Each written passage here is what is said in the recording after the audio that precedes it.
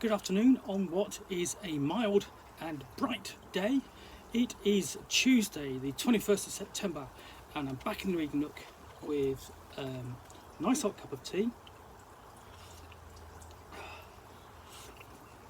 And, well, not so much a box to unbox, but a bag to unbag. So, this lot is what I picked up at Owlbear and Wizard Stuff, which is a convention held annually, normally, in Leamington Spa in the county of Warwickshire, here in the UK. And there are a couple of people who were essentially divesting themselves of their role-playing collections, and they had content and books which needed new homes. And I always have a home for role-playing games and supplements, especially if it fills holes in, well, basically what is my games collection or library. So many of these things I will get to in terms of doing their own unboxings. The first of which is a copy of Trollback. This is the box set, published by Cozy in 1980, 81, and this is in very nice condition, and it deserves its own unboxing, and I will get to that very soon. So just one of many number of different RuneQuest items that I got over the weekend. So I should put that over there. And the other one, which and that one I have to say was basically I wasn't expecting to pick up, but the seller had it, and I thought, no, I definitely have that because that's very nice. And the other one is this, which is the first edition of Dragon Quest, fantasy role-playing game published by SBI, 1979. And I never ever expected to see a copy of this. Now, it's actually, the box itself is a little bit is fairly damaged, but the contents are very nice. And again, I will do an unboxing of this. I have a copy of Dragon Quest already, but the book published by published by TSR, which is the third edition. But this is it's got everything in it. I've had a look, and I'm really looking forward to digging into this in terms of a review and giving it a proper retrospective.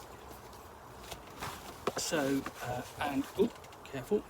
And then the last box I got was a copy of Rollmaster, which is really essentially the D&D variant, which became its own role-playing game from Ice Crown Enterprises, and this has got quite a lot in it.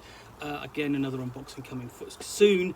And this will be interesting to write about because it was sort of like one of the 80s fairly heavy, crunchy role-playing games. So let's just put that out the way. So what else have we got? Games Workshop copy of Cults of Prax, very nice condition again. I have reviewed this. It's a very good book. It's arguably one of the most important books when it comes to the foundation of RuneQuest's and Glorantha's setting, because fundamentally it explains the culture, at least of the area of Prax, through its faith, and basically it's a guide to the region as much as it is the guide of the common faiths and cults of the setting. Again, I've already done a review of that. I really enjoyed reviewing that one.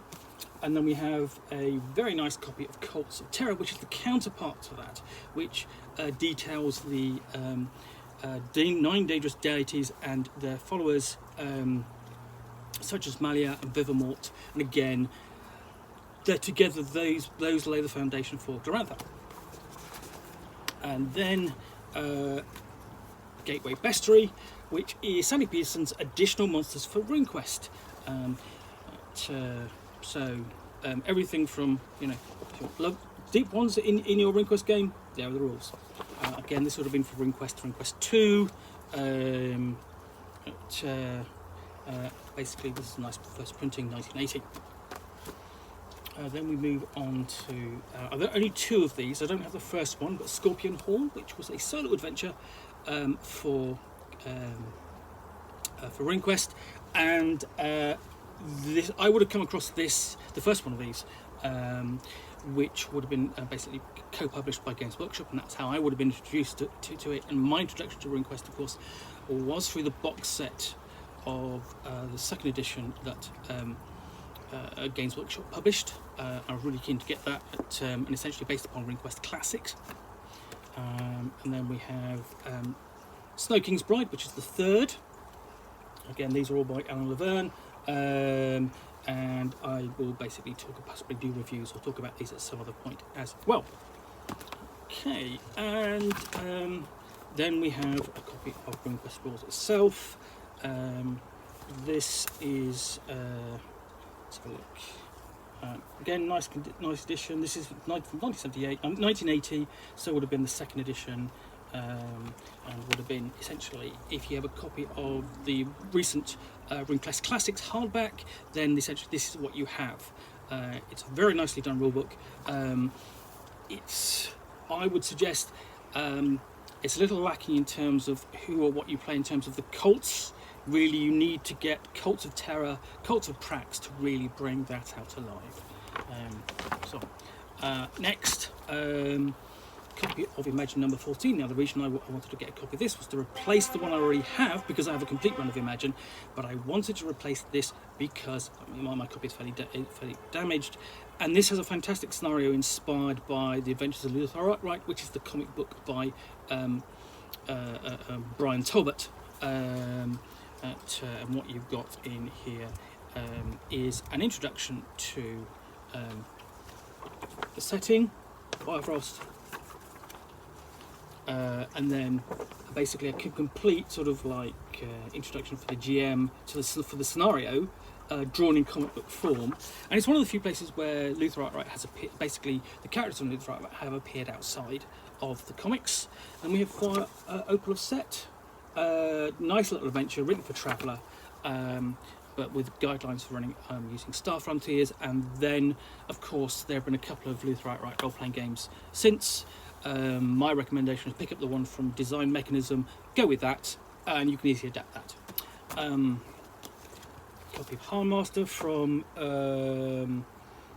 basically this is the mid-80s, I think, 1986. It's something I've never really looked at. I've looked at a quick start, but not Harnmaster itself.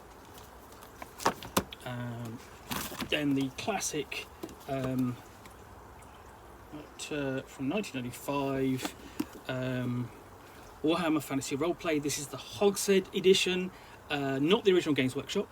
Okay, that's fine, because these are virtually indestructible. Essentially, they use the same.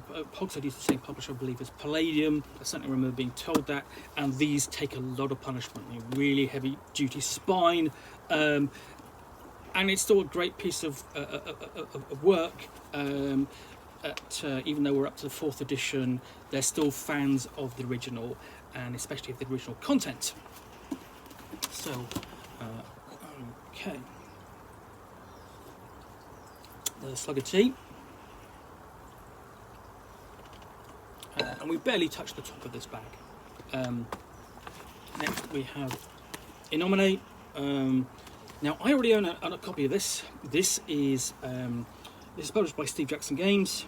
Let's have a look. Steve Jackson Games, published in the 90s.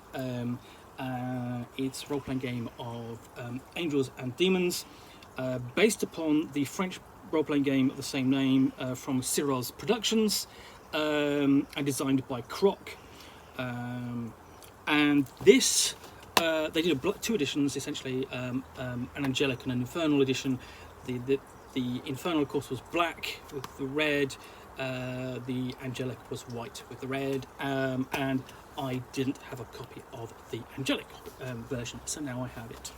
That goes in the collection. So, next we have some interesting supplements for Dungeons & Dragons 4th edition. Now it's interesting that at this time there is a little bit of a renaissance and an interest in 4th edition,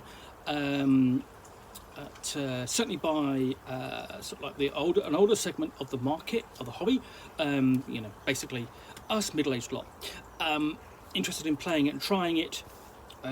Where I was at the convention this weekend on Saturday, there was a game of Gamma World 7th edition being played. Now, Gamma World 7th edition is a version based upon Dungeons & Dragons 4th edition.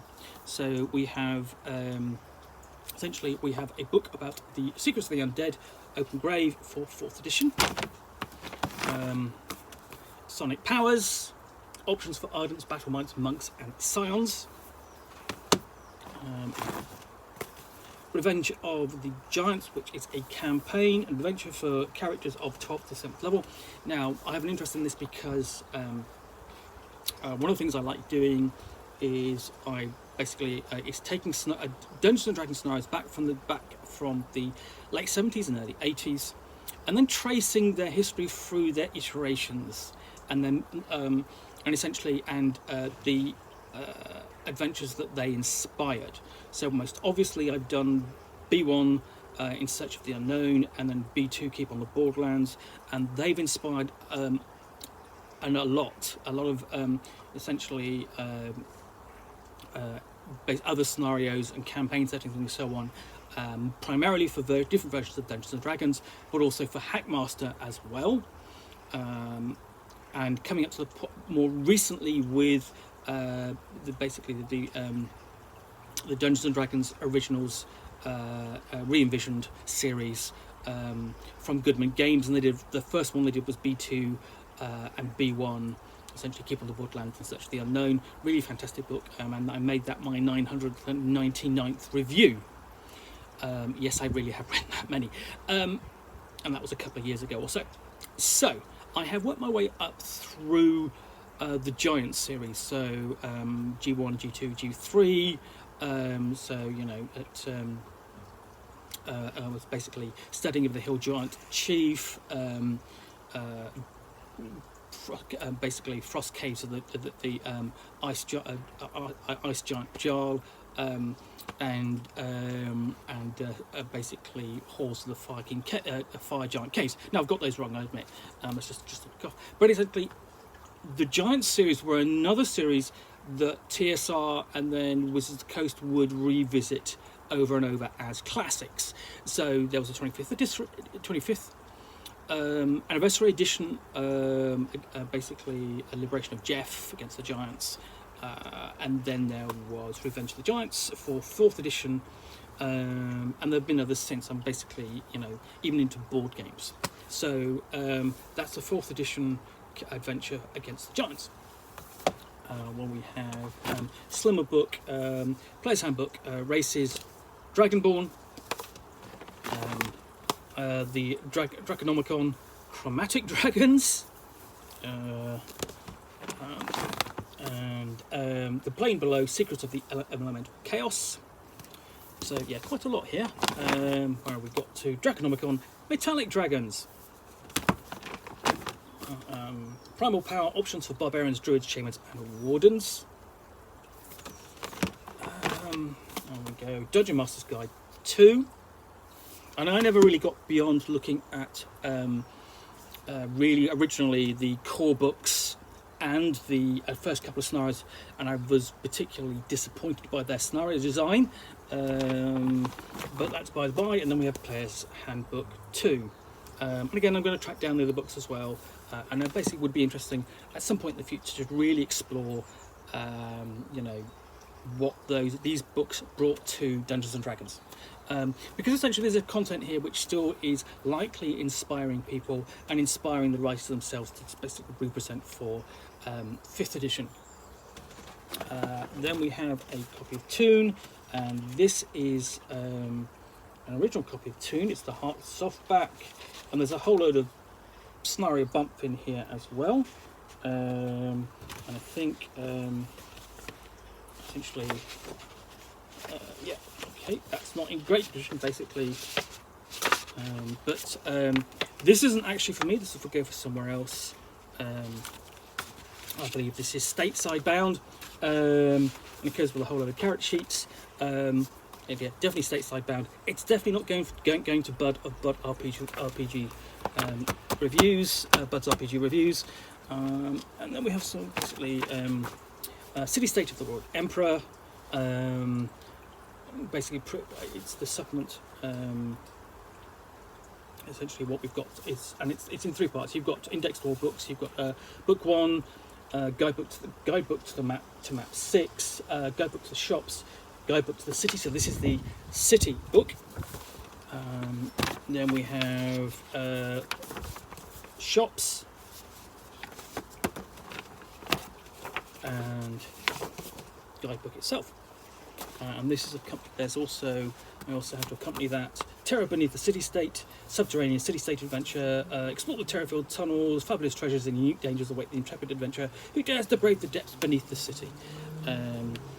So that'll be interesting to dig into, and there are some fantastic maps. So you have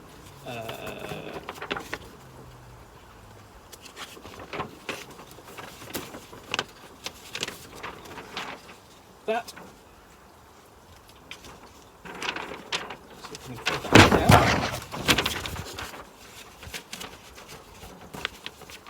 And there are very nicely done. So you've got City State of the Emperor campaign map 6. Oh, upside down.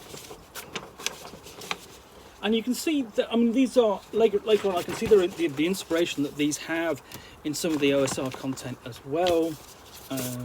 So that's you've got another map. Then you've actually got a map of another map there. Ooh, very nice condition as well. Another couple of maps.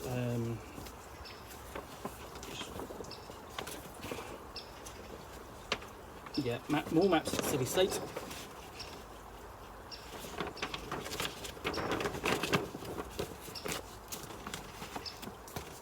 And then these are the dungeon maps for the adventure. So, Wraith of the Overlord, there we go. Yeah. And there's more. On the other side, almost, basically, that's the city-states map, sewer maps on the other side, basically the side that I've just shown you. And just sort of like, you know, almost unplayable in the sense that they're just too big for the GM to refer to during play. So I've got another copy of Imagine. This is Imagine 2, again to replace a copy, damaged copy. This is an early copy, and it would have been included the first inclusion of the barbarian character in here, and essentially it would have come with, basically, there we go. There's the barbarian being published for the UK market in. This is May 1983, and it would have come with an adventure for the honour of the tribe, where the player characters have to assault a wizard's tower, and they're all playing barbarians. You know, really a case of, okay, what differentiates my character from one another, and it really comes down to the stats more than anything. And adventures, we have the Forgotten Temple of Tharizdun, campaign module WG4. Dungeon module C2, Ghost Tower of Inverness.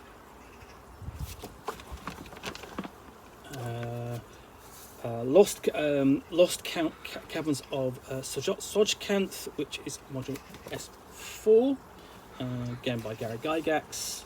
Nice condition. D2, D1, Descent to the Depths of the Earth. Basically, this is a later printing of the first Drown module. Is essentially G1, studying the Hill Giant Chief, introduced the Drow as a threat at the very end. I know that, sorry, it's in the Fire Giant one, and essentially the modules go further on. Then we have Tomb of the Lizard King. Again, that's definitely filling a hole in my collection, because I was looking through my modules going, where's I2? I don't have I2. Dungeon Module 1, Secret of Bone Hill by Leonard Lefker. And this replaces my damaged copy, because there are bits missing. And this was a module I could never quite get as when I was gaming back in my teens. You couldn't always get them, but yeah, that replaces my missing copy. And then we have two modules, EX1, EX2, essentially are the they are basically Alice's adventures in Wonderland, and then Alice Through the Looking Glass, inspired adventures written by Gary Gygax. And again, these are nice copies, and I will, at some point we'll reviewing those. And last, okay, we have this lot. And I'm not going to show you everything that is here, but let's have a look. So the first one we have is that. Best of White Dwarf Scenarios. If you can absolutely find a copy of this anywhere, do recommend you find it. It's a collection of scenarios from essentially the first 25 issues of White Dwarf. So we have some absolute classics like the Horse of Tyson Thane, with a terrific piece of cartography there.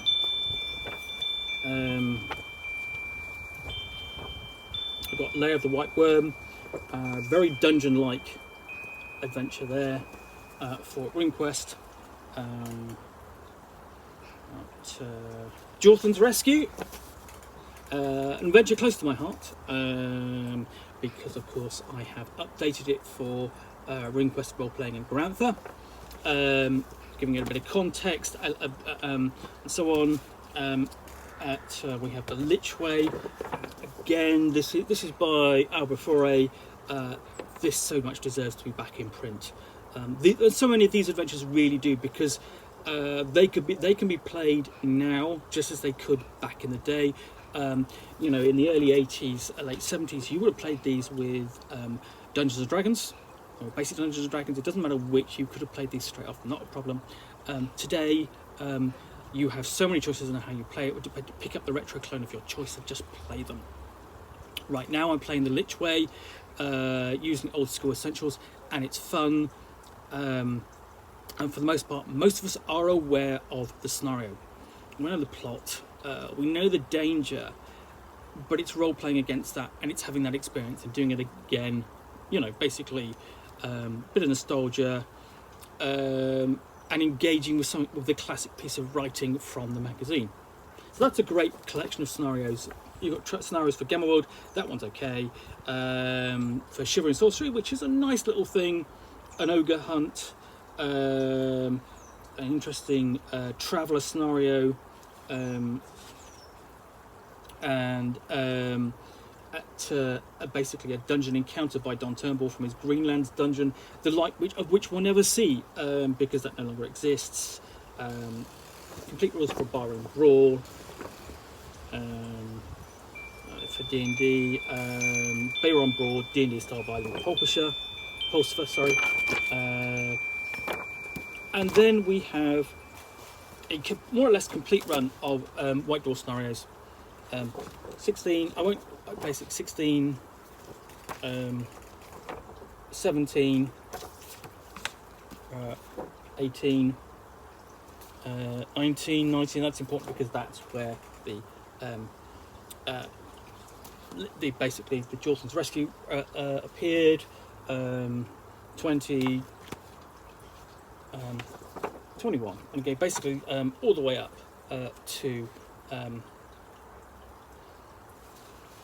33, and then I've got 35. I could have grabbed some more as well, but these were going, again, these were a very nice price. I wanted to fill holes in my collection, replace my battered copies, really look after these, and really, but at some point, actually sit down and begin going through and reviewing them, and that would be kind of fun if I get the chance and the time. Obviously, you know, that's how it is. In the meantime, okay, so I have a lot here to work on. Some of this will be shipped off to the States. The boxes I will dig into at some point, because they each deserve their own video. Because I've never, I mean, certainly in the case of that Dragon Quest, I've never seen that before. It was a little bit before my time, and you know, it's worth talking about and writing about, and giving a chance for people to see. In the meantime, okay, I hope you've enjoyed this unbagging in the Nook. I've got to put all this back in and take it back inside. So, and then I'll basically probably be back with another unboxing video as part of the normal run of videos. In the meantime, I hope you have enjoyed this unbagging in the Nook. If you have, please do click the like button down below. Basically, if you've got any comments or feedback, thank you very much. I appreciate you taking the time to post those, and I mean, basically I respond as well I can. And I also want to thank the organisers of Owlbear and Wizard staff for the event. It was great. I got to play a couple of games I'd never played before. The D-Sanction and Comic Book Sentinels, and thank the GMs were really good, and the adventurers were really good, and the players were really, basically on fine form. And also to the two gentlemen who basically provided me with access to this large collection of books. Without them, I wouldn't be doing this video, and without them I wouldn't be going, where am I going to put all these?